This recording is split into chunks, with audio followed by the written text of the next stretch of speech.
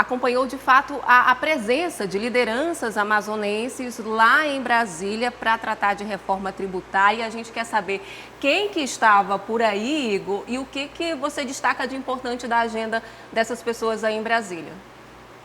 A principal autoridade do Amazonas que esteve aqui em Brasília hoje para falar a respeito da reforma tributária foi o prefeito de Manaus, Davi Almeida. Ele cumpriu uma agenda bem cheia aqui na capital federal, começou se reunindo com representantes da Frente Nacional dos Prefeitos para tratar de aprimoramento no texto, sugestões de mudanças no texto da reforma tributária. Depois que essas sugestões foram todas debatidas ali na FNP, então Davi Almeida e um grupo da Frente Nacional se encontraram com o relator desse tema aqui no Senado Federal, que também é amazonense, o senador Eduardo Braga. Eles sugeriram principalmente mudanças que, segundo eles, pode trazer alguns benefícios para os municípios, não só para Manaus. Dessa vez, a defesa não foi nem a Zona Franca de Manaus em si, foi os serviços públicos que são oferecidos nas cidades de todo o país. Davi Almeida disse que, da forma como está,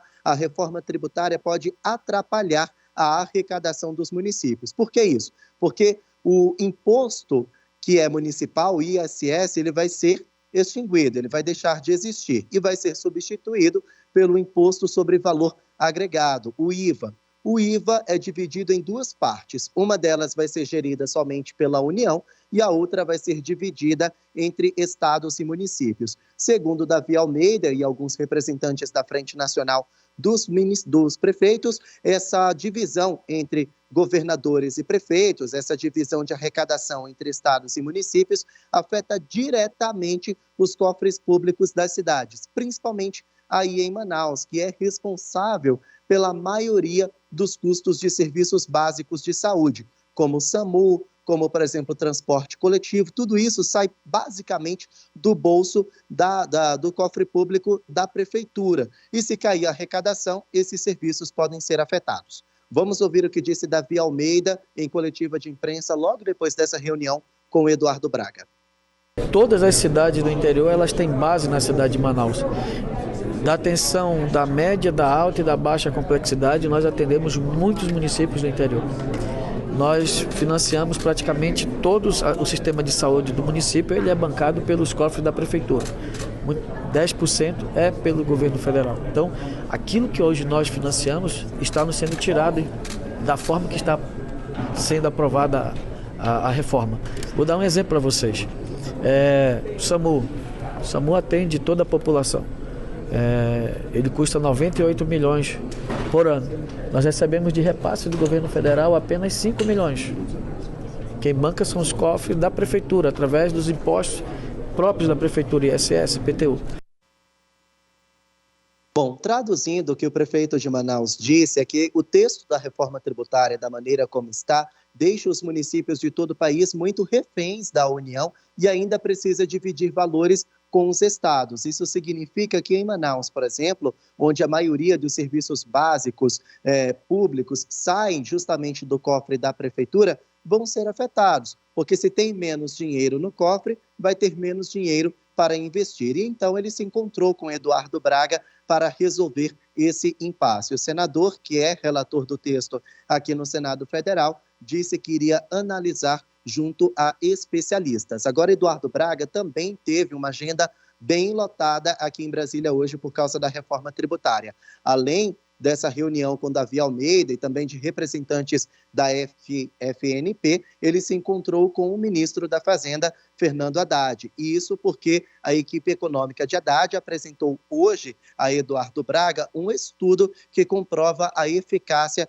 da reforma tributária e também acabou divulgando as alíquotas que devem ficar com a aprovação dessa PEC. A alíquota deve ser fixa entre 25% a 27%, e, segundo a equipe econômica, é o suficiente para garantir menos tributação e que pese um pouquinho menos no nosso bolso. Eduardo Braga, depois desse encontro com o Fernando Haddad, falou com a imprensa. Vamos acompanhar.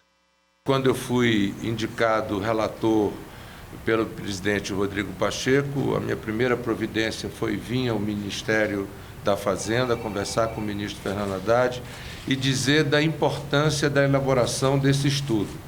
para que nós pudéssemos iniciar o nosso trabalho como relator com um estudo fundamentado pelo Ministério da Fazenda naquilo que a Câmara havia aprovado. O Ministério da Fazenda entrega esse estudo agora vai para a nossa equipe, nós vamos começar a nos debruçar sobre ele.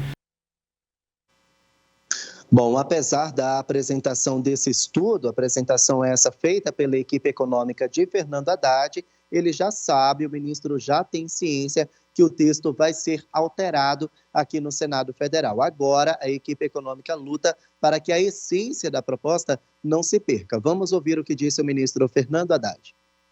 Ou seja, nós pegamos cada item daquela PEC, a alíquota padrão, as exceções, e nós conseguimos, mediante um sistema que foi construído aqui na Fazenda, justamente para fazer as projeções, entregar a ele um estudo mais alentado, que só foi possível depois que a Câmara fez o seu trabalho, para que os senadores tenham aí, ao longo dos próximos meses, condições de julgar conveniência ou não de manter o texto, em que é possível mudar para aperfeiçoar.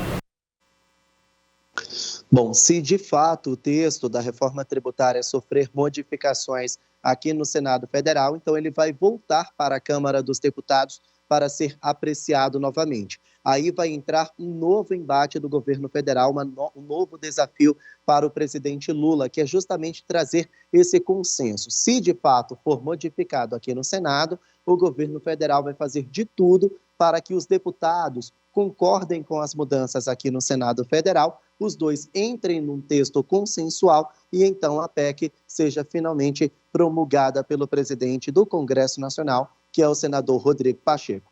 Para que os deputados concordem com as mudanças dos senadores, o governo federal já tem engatilhado aí algumas emendas de partido, algumas emendas parlamentares, e também já se fala numa possível reforma ministerial com a presença de mais partidos do Centrão, como, por exemplo, o Progressista, que é o partido do presidente da Casa, Arthur Lira.